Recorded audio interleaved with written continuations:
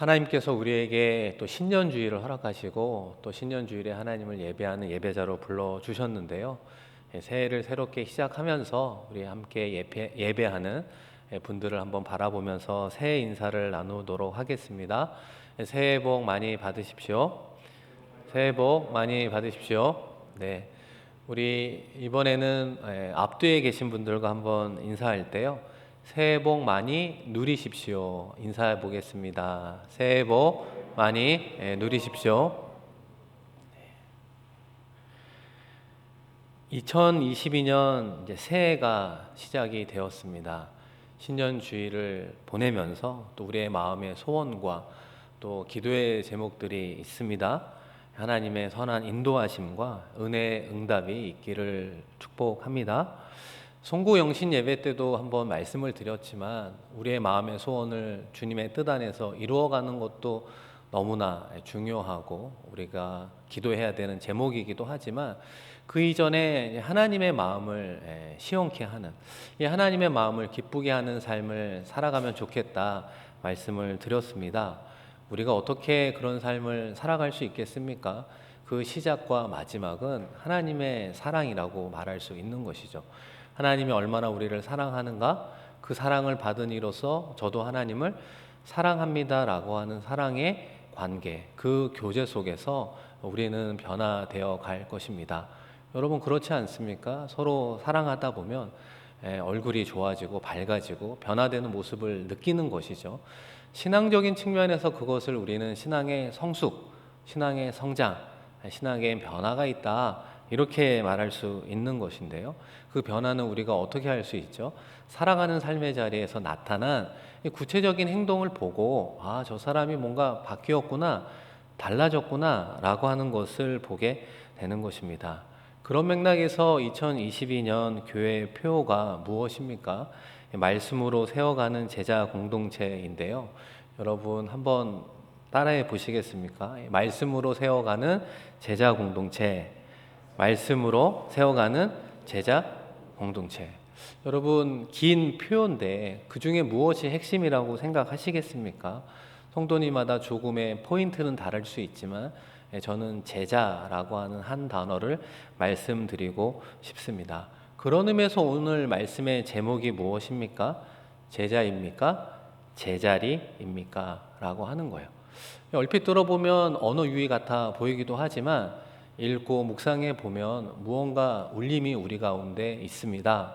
이 제자로 살아가시는 분들은 좀 약할 수 있지만 혹시라도 그렇지 않은 경우에 제자라는 측면보다는 제자리에 머물고 있는 나의 신앙의 모습을 솔직하게 이야기하고 있는 것이 아닌가, 나의 신앙의 모습을 지적하고 있는 것은 아닌가, 하나님 앞에 사람 앞에 나의 신앙의 모습이 제자리에만 머물고 있는 것은 아닌가 생각하게 됩니다.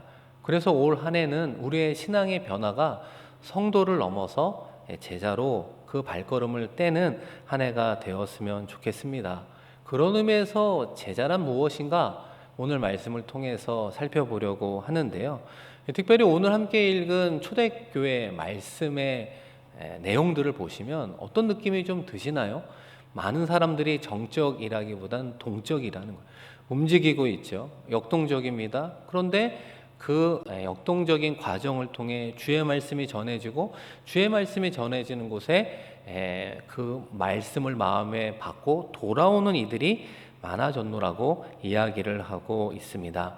여러분 그런 의미에서 어떤 역동적인 부분들이 느껴지는가 오늘 함께 읽었던 우리 19, 20절을 한번 같이 읽겠습니다. 그때에 스데반의 일로 일어난 환란으로 말미암아 흩어진 자들이 베니게와 구브로와 안디옥까지 이르러 유대인에게만 말씀을 전하는데 그 중에 구브로와 구레네 몇 사람이 안디옥에 이르러 헬라인에게도 말하여 주 예수를 전파하니. 이 초대교회 성도들의 흩어진 모습인데 흩어져서 그들이 무엇을 하고 있습니까? 예수를 전하고 있는 모습을 보게 됩니다. 어떤 과정을 통해서 그런 일이 생기게 되었는가? 여러분 한번 화면을 보시면 준비한 그림이 하나 있는데요.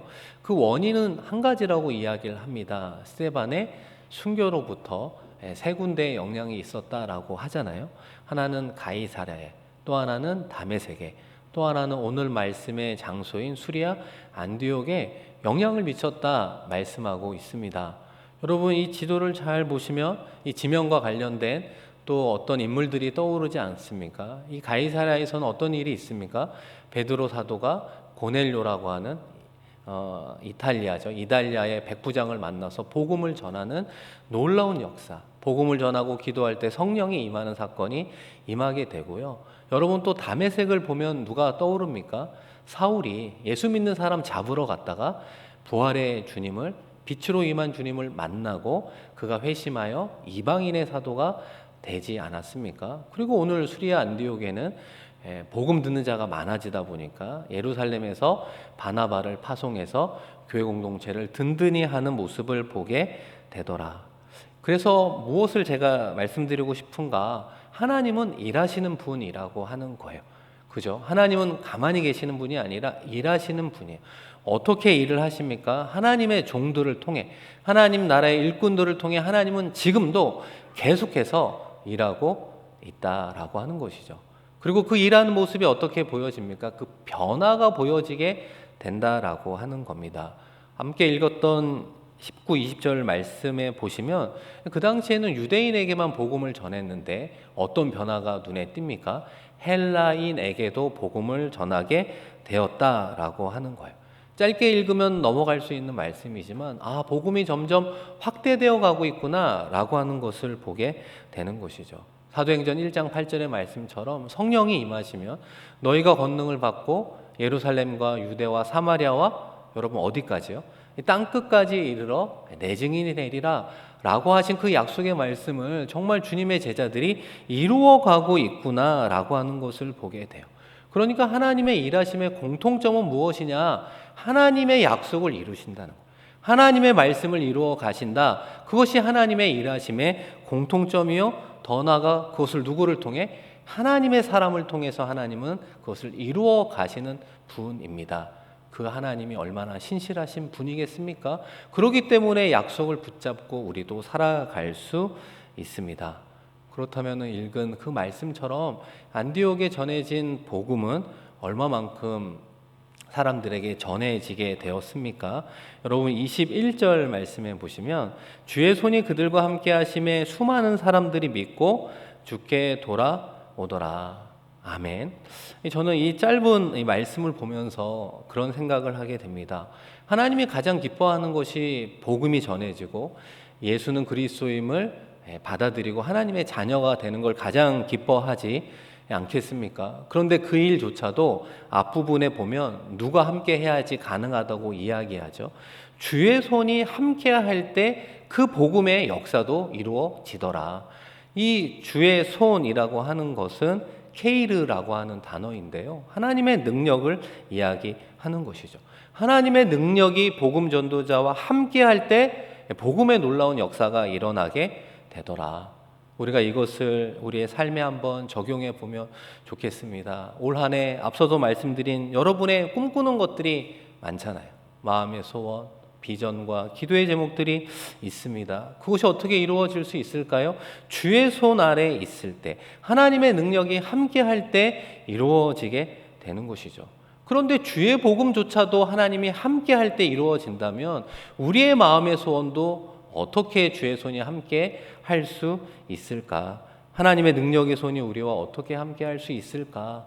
여러분 두 가지로 기도하면 좋겠습니다. 나의 꿈, 내가 원하는 대로 이루어지는 것이 아니라 주의 뜻 안에서 이루어지기를 기도해야 되는 것이죠. 그것을 주님께서 기다리고 있는 것입니다. 두 번째로 어떻게 우리가 기도해야 되겠습니까? 하나님의 손이 우리와 함께 하신 그 결과 많은 사람들이 주님께로 돌아올 수 있는 하나님의 영광의 통로, 복음의 통로가 되게 하여 주옵소서. 이렇게 기도 제목을 바꾸어 하나님께 기도해야 되는 것이죠.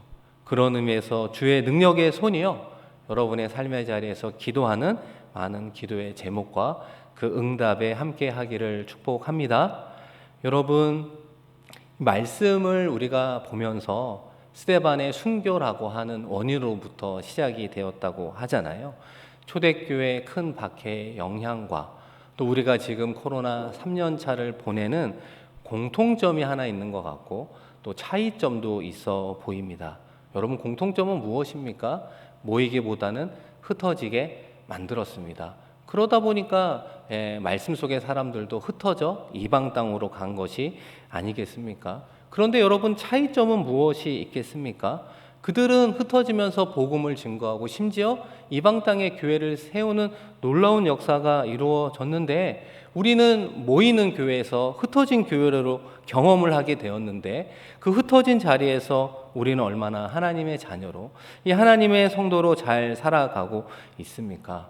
홀로 서게 된 그 삶의 자리에서 복음의 삶을 살아내는 제자의 모습이 우리는 어떠합니까?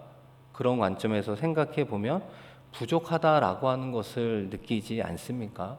여러분, 왜 그럴까요? 우리는 코로나 이전에는 주일 예배 중심의 신앙생활을 해왔습니다. 철치십이라고 말할 수 있는 이 주일 예배 중심으로만 신앙생활을 하다가 흩어진 삶의 자리에서는 홀로 서지 못하는 연약한 모습을 보게 되는 것이죠. 성도로서 살아갈 수는 있었으나 제자로 살아가지 못하는 부족함이 우리 가운데 있었던 것이 아니겠습니까?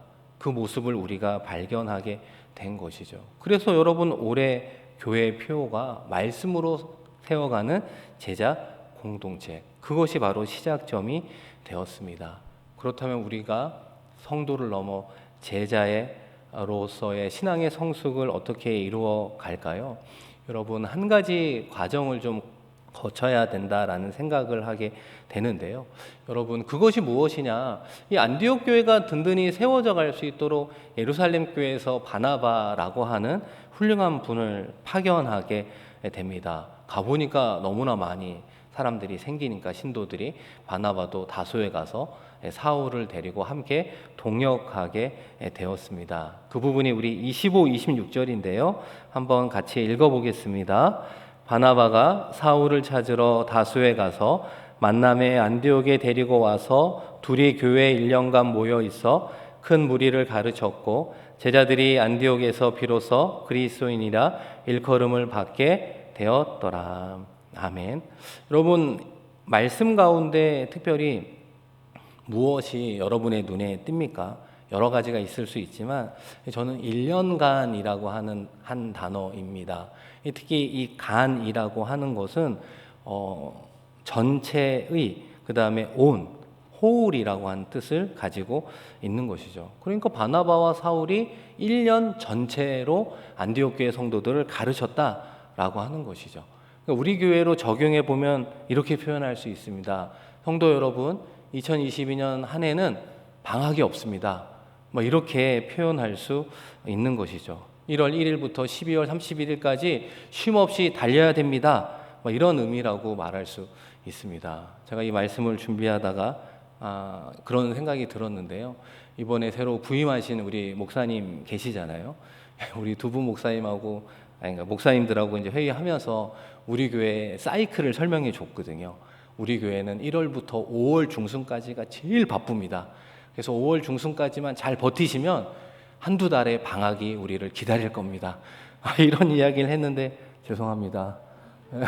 방학이 없을 수도 있지 않겠습니까? 여러분, 생각해 보면 우리가 문자적으로 적용할 것은 아니지만 왜 하필 코로나 3년 차에 이 제자라고 하는 표현을 삼게 되었을까? 여러분도 신문을 통해서도 낙관론적 기사들을 좀 보잖아요. 올해가 마지막 종식되지 않을까? 이런 낙관론적 기사를 보게 됩니다. 너무나 일상으로의 회복을 기다리기에는 정말 단비 같은 소식 아니겠습니까? 그런데 또 한편으로 생각해 보면 교회 입장에서 일상으로 돌아가면 1년에 한 4번 정도 우리 성도님들 많이 움직이시잖아요. 출타도 많고 고국 방문 여러 가지 일정들이 많으실 텐데 시간 내기 어려운 또 시간이 되는 것 아니겠습니까? 그러니까 어떻게 보면 이 2022년 한 해가 올 한 해 우리가 집중할 수 있는 시간이라고 볼 수 있습니다. 목회자도 헌신해야겠죠. 그런데 동시에 성도들도 양육과 훈련의 자리에 함께 나아오셔야 되는 것입니다. 1년이라고 하는 시간을 한번 투자해 보시면 좋겠습니다. 우리가 매일 성경으로 큐티를 하잖아요. 한두 달 연초니까 하다가 마는 것이 아니라 12월까지 한번 큐티를 열심히 해보는 것이죠. 우리가 1월부터 성경 일독 하잖아요. 성경을 일독하는 부분에 1년을 한번 달려가 보면 좋겠습니다. 혼자 읽기 힘들면 성경 일독 학교를 통해서도 읽을 수 있는 것이죠. 여러 사람들과 성경 공부하기가 어려우면 1:1 양육 프로그램도 있죠. 소그룹의 성경 공부, 가정 사역부의 여러 세미나, 많은 신앙의 훈련들이 여러분을 기다리고 있습니다. 바라기는 1년이라고 하는 시간에 여러분도 한번 투자해 주시면 좋겠습니다. 1년 동안 성실하게 참여했는데 우리가 어떤 방향으로 변화될 수 있겠습니까? 성경은 우리에게 이렇게 말씀하고 있습니다. 26절인데요. 만남의 안디옥에 데리고 와서 둘이 교회에 1년간 모여 있어 큰 무리를 가르쳤고 제자들이 안디옥에서 비로소 그리스도인이라 일컬음을 받게 되었더라. 우리의 한 해의 신앙의 종착점이 무엇일까요? 제자들이 나오는데 곧 그리스도인이다, 이렇게 말합니다.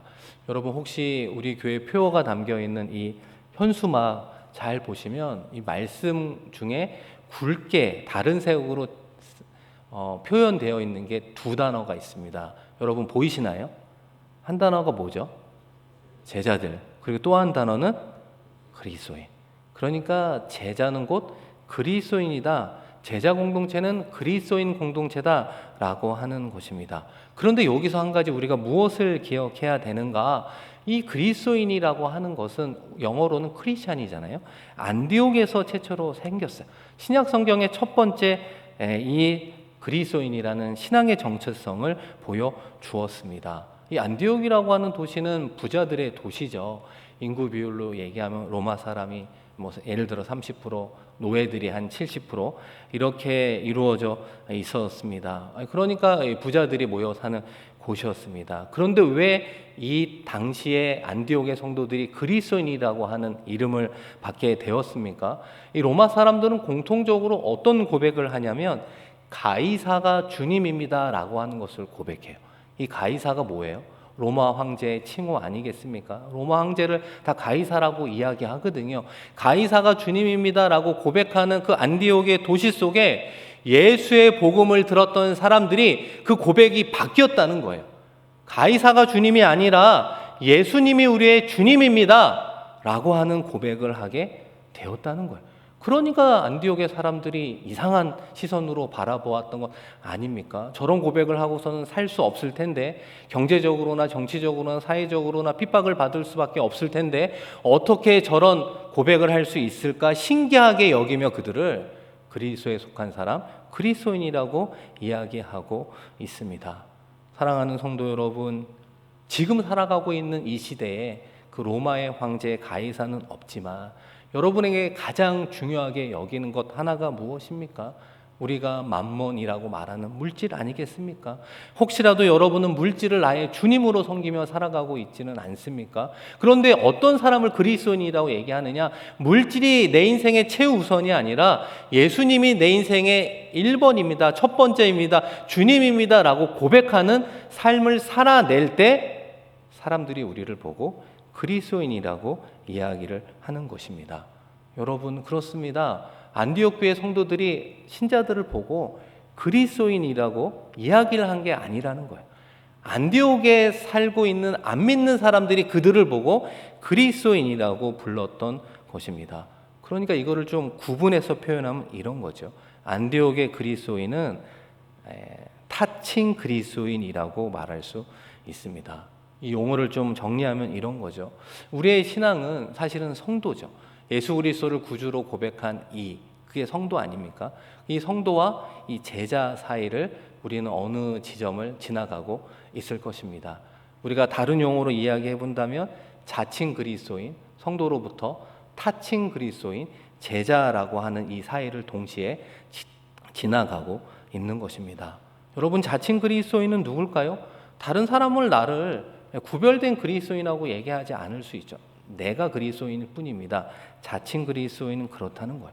그러나 타칭 그리스도인은 어떤 사람입니까? 내가 아니라 다른 사람이, 특별히 넌 크리스찬이 나를 보고 저 사람은 정말 예수를 제대로 믿는 것 같아, 정말 예수 믿는 사람으로 다른 모습이 보여 라고 평가를 들을 때 타칭 그리스도인이라고 이야기하는 거죠. 말씀으로 세워가는 제자 공동체의 제자가 누굽니까? 안디옥의 그리스도인, 타칭 그리스도인을 이야기하고 있습니다. 그렇다면 안디옥에서 불리운 그리스도인의 정체성이 무엇입니까? 이 그리스도인이라고 하는 건 그리스도에 속한 사람이잖아요. 한번 화면을 보시면 세 가지로 구분해서 말할 수 있는데요. 첫 번째는 한번 같이 읽어볼까요? 시작. 그리스도에게 배우는 사람. 두 번째입니다. 시작. 그리스도를 닮아가는 사람. 세 번째, 그리스도의 삶을 살아가는 사람. 배울 때 닮아가는 것이 삶에 드러나는 것 아니겠습니까? 특별히 그리스도의 삶을 살아내는 사람이 외부에서 봤을 때 그리스도인이라고, 제자라고 명명하고 있습니다. 그렇다면 그리스도인의 생활의 모습은 구체적으로 어떻게 이루어져야 하겠습니까? 여러분, 그리스도라고 하는 단어가 기름을 붓다라고 하는 의미예요. 구약에서 기름을 부은 당사자는 누구냐면 제사장, 그리고 선지자, 왕이라고 하는 것입니다. 그러면 그분들의 역할이 무엇입니까? 우리 한 번 더 화면을 보시면요. 우리 한번 1번도 같이 읽어보겠습니다. 제사장은 죄의 문제를 해결하는 이로서 거룩의 삶을 살아야 합니다. 그러니까 그리스도인의 첫 번째가 뭐냐? 구별된 삶, 거룩이라고 이야기하는 거예요. 구별된 삶, 믿지 않는 사람과 구별된 삶을 살아내고 있느냐? 두 번째 한번 같이 읽습니다. 선지자는 혼돈된 세상에서 진리를 찾아가는 진리의 삶을 살아야 합니다. 믿지 않는 사람은 넓은 길, 많은 사람들이 가는 길을 가지만 믿음의 사람은 좁은 길, 생명의 길을 간다고 말하잖아요. 그 진리를 어떻게 분별하며 살아갈 수 있겠습니까? 말씀의 사람으로 살아갈 때 가능한 것이죠. 우리 3번도 한번 같이 읽습니다. 왕은 적군을 대항하여 싸워서 이겨야 하는 사람입니다. 세상의 유혹을 물리치는 승리의 삶을 살아야 합니다. 여러분, 승리의 삶을 어떻게 살아갈 수 있죠? 성령님이 함께할 때, 기도의 삶을 살아갈 때 이길 수 있는 것입니다. 그렇기 때문에 타칭 그리스도인, 안디옥의 그리스도인으로 살아간다는 건 결과적으로 하나님의 말씀과 기도로의 삶을 살아가면서 이 땅 가운데 거룩하게 구별된 삶을 살아내는 사람, 그 사람이 바로 그리스도인이라고 이야기할 수 있습니다. 그런 의미에서 여러분에게만 드리는 말씀이 아니에요. 목사가 중요한 거 아니잖아요. 직분자가 중요한 것 아니잖아요. 봉사자와 섬기는 모습, 직분자, 섬기는 자가 중요한 게 아니라 우리 모두는 그리스도인으로 살아가야 된다는 것입니다. 그리스도의 삶을 살아가는 면에서는 우리 모두의 신앙에 어떻게 보면 숙제가 우리 가운데 있다라고 하는 거예요. 왜 그리스도인의 삶을 살아내는 것이 중요할까요? 여러분 한번 마지막으로 화면을 보시고 좀 긴 문장인데요. 한번 의미를 생각하면서 같이 읽어봅니다. 세상 사람들은 성경을 읽지 않습니다. 세상 사람들에게 복음을 전하려면 예수를 믿는 내가 성경책이 되어야 합니다. 내가 성경대로 믿고 성경대로 살아갈 때 세상 사람들이 성경을 읽게 됩니다. 세상 사람들이 성경을 읽을 때 비로소 복음이 전파될 것입니다. 그죠? 안 믿는 사람들은 성경을 읽지 않죠. 우리가 오히려 성경책의 내용이 되는 모습을 볼 때 돌아오게 되는 것입니다. 한국 선교 역사에 수많은 신앙의 거인들이 있었습니다. 그 중에 한 분을 소개하려고 하는데요. 연동교회라고 종로에 보면 큰 교회가 있죠. 역사가 오래된 교회가 있는데요. 거기 초대 장로로 고찬익 장로님이 계십니다. 이 게일이라고 하는 선교사님이 세운 교회이기도 했는데요. 원래 이제 게일이라고 하는 선교사님이 이제 원산에서 복음을 전할 때 복음을 듣고 신자가 되었던 분이 바로 이 고찬익 장로님입니다. 이렇게 변화된 이후에 이 원산에서도 이상한 일들이 종종 발생하기 시작을 했습니다. 이 가난한 신자들의 방바닥에 알 수 없는 돈도 나오고 이 뜰에서는 쌀자루도 발견되고 이 원산거리에는 그 당시 어려웠으니까 거지들이 많은데 이 거지들이 좋은 옷을 입고 다니는 모습도 눈에 띄게 되었습니다. 이 사람들은 좀 궁금해하는 거죠. 도대체 누가 저런 일을 하는가 알 수 없었는데요. 어떻게 알게 되었는가? 이 게일 선교사님을 따라 이 고찬익 장로님이 서울로 간 이후에 원산에서는 이런 이상한 일이 발생하지 않았던 겁니다. 그러니까 사람들이 저분이 저런 선행을 했구나 알게 되었습니다. 서울로 올라온 이 고찬익 장로님이 이 게일 선교사님의 조사가 되어 또 연동교회에서 전도자의 길을 걷게 되었습니다. 그런 가운데 20대 청년을 한 명 만나게 되었는데 당연히 복음을 전하게 되었죠. 근데 이제 이분은 복음을 받아들이기 전에 이런 이야기를 하는 거예요. 이 장로님, 저는 삶이 빈궁해서 예수를 믿을 수가 없습니다. 이렇게 이야기를 하자 이 장로님이 젊은 청년이 일을 하면 되는데 왜 일을 하지 않냐고 이렇게 이야기를 하니까 이제 그 당시는 이제 양반과 서민 이런 계급이 좀 남아있던 잔재가 있었잖아요. 양반 출신이다 보니까 이제 노동을 꺼려했던 것입니다. 그러니까 이 장로님이 내일 아침에 우리 집에 일찍 오라고 우리 아침 식사를 함께 하자고 이렇게 제의를 하게 되었습니다. 그리고는 이제 장로님이 지게와 수건도 둘씩 준비하고 아내에게는 이제 손님이 온다고 이야기를 했습니다. 그리고 그 다음날 청년이 정말 식사 전에 와서 아침 식사 교제를 하고 또 함께 일하러 가게 되었습니다. 인근 공사장에 가서 함께 일을 해 준 것이죠. 그리고 틈틈이 복음을 전하게 되었습니다. 그리고 놀라운 것은 일을 끝나면 일당을 주잖아요. 그 장로님의 임금을 이 청년에게 주게 되었습니다. 그러면서 복음을 전하게 되었고 이 청년도 신실한 이제 그리스도인이 되었던 것입니다. 여러분, 이 짧은 이야기 속에 우리가 무엇을 하나 알 수 있을까요? 이 복음이 진정 우리 가운데 들어올 때 우리를 변화시키더라. 어떻게 변화시키는 거죠? 복음을 전하고 싶고 받은 하나님의 사랑을 나누고 싶고 어려운 사람을 보면 돕고 싶고 힘든 사람이 있으면 찾아가 위로해 주고 싶은 마음과 더불어서 그 마음을 실천하는 행동까지 나오게 되더라. 그것이 안디옥에서 말하는 그리스도인이요 우리가 꿈꾸는 제자의 모습이 아니겠습니까? 사랑하는 성도 여러분, 그런 면에서 우리는 자칭 그리스도인입니까? 아니면 타칭 그리스도인입니까? 이 질문에 대한 답 여러분 모르시지 않으시죠? 더 나아가 타칭 그리스도인으로 살아가는 방법도 잘 알고 계시죠?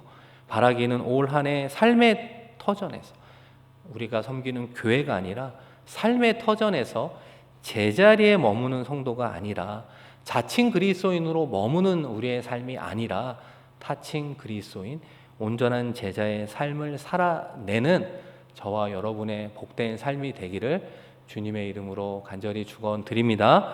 우리 이 시간 함께 두 가지 기도 제목을 놓고 기도하겠습니다. 우리 첫 번째는 2022년 새해를 시작하며 여러분이 기도하는 많은 기도의 제목들이 있지 않습니까? 마음의 소원, 계획과 이루고 싶은 일들이 있죠. 정말 그것을 위해서 기도하되 앞서도 말씀드린 것처럼 주 안에서 이루어지게 하여 주옵소서. 주의 뜻 안에서 이루어지기를 소망합니다. 더 나아가 그 응답을 통해서 정말 하나님이 하셨습니다. 간증하는 삶을 살아가게 해달라고 기도합시다. 그것이 왜 중요합니까? 그 모습을 통해 하나님이 영광 받으시고 그 모습을 통해 복음이 흘러가기 때문입니다. 하나님 올 한 해 하나님의 영광의 통로가 되기를 원합니다. 하나님 올 한 해 하나님의 복음의 통로, 축복의 통로자가 되게 하여 주옵소서. 우리 두 번째로 말씀 붙잡고 기도할 때요, 다시 한번 제자리에 머무는 성도, 자칭 그리스도인의 삶이 아니라 타칭 그리스도인 제자로 신앙의 성숙을 이루게 하여 주옵소서. 1년이라는 시간 속에 우리의 시간을 내고 우리의 마음을 드리고 우리의 집중하여 정말로 제자로의 변화의 경험들이 이루어지는 한 해가 되게 하여 주옵소서. 이 시간 주여 한번 부르고 하나님께 기도합니다. 주여, 하나님 아버지 2022년 신년주의를 허락하시고 오늘도 주의 성전에서 가정에서 하나님께 예배하는 예배자로 세워주시니 감사합니다. 하나님이 찾으시는 예배자가 되게 하여 주시되 주일에서, 성전에서, 가정에서만 예배하는 예배자가 아니라 삶의 자리에서도 예배하는 예배자가 되게 하여 주시옵소서. 삶의 예배자로 살아갈 수 있는 그리스도의 향기를 드러내는 우리 모두가 되게 하여 주옵소서. 아버지 하나님, 2022년 새해를 바라보며 기도합니다. 마음의 소원과 계획과 기도의 제목들을 가지고 기도하며 나아가되 내가 원하는 대로, 내가 뜻하는 대로만 이루어지는 것이 아니라 주의 뜻 안에서 이루어지기를 기도하는 우리가 되게 하여 주시고, 그 응답을 통해서 하나님의 영광이 되고 하나님께 아버지 하나님 간증이 되는 삶을 살아가는 우리가 되게 하여 주옵소서. 축복의 통로, 복음의 통로, 영광의 통로자가 되게 하여 주시옵소서. 아버지 하나님, 기도합니다. 코로나로 힘든 상황 속에서도 다시 한번 주님 말씀 붙잡고 일어나는 우리 모두가 되게 하여 주시고, 아버지 하나님, 홀로 떨어진 삶의 자리에서도 굳건히 일어나 달려갈 수 있는 제자로 세워지는 복된 아내가 되게 하여 주시옵소서. 하나님의 사랑으로 충만하기를 원합니다. 하나님의 사랑을 받은 이로 그 사랑을 전하기 부족함이 없는 우리들의 인생 되게 하여 주셔서 성도에서 제자로, 자칭 그리스도인에서 타칭 그리스도인으로 변화되는 삶을 살아가기에 부족함이 없도록 역사하여 주시옵소서. 아버지 하나님, 기도합니다. 주님 바라보고 나아가기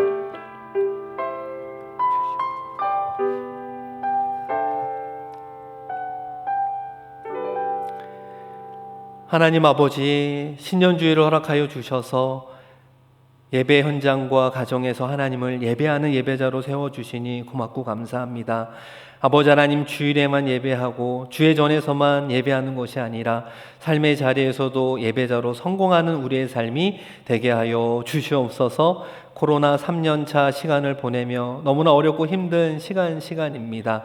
건강과 안전의 문제로 때로는 물질과 관계와 마음의 소원들을 이루어가는데 너무나 힘들고 어렵습니다. 아버지 하나님, 그 가운데 낙심하고 쓰러진 분들에게 도움의 손길을 내밀어 주시고 눈물 흘리며 나아가는 이들의 눈물을 닦아 위로하여 주시옵소서. 아버지 하나님, 기도합니다. 올 한 해는 하나님의 사랑을 받은 이로써 그 사랑을 많은 이들에게 전해줄 수 있는 제자로서의 삶을 살아내게 하여 주옵소서. 성도의 삶에서 제자의 삶으로, 자칭 그리스도인에서 타칭 그리스도인으로 변화될 수 있는 우리 모두가 되게 하여 주셔서 홀로 서 있는 그 자리에서 하나님이 원하시는 제자로 주의 복음을 증거하며 주의 교회를 세워가는 데 쓰임 받을 수 있는 하나님의 귀한 권속들로 삼아 주시옵소서.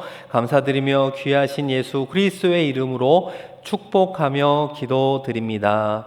아멘.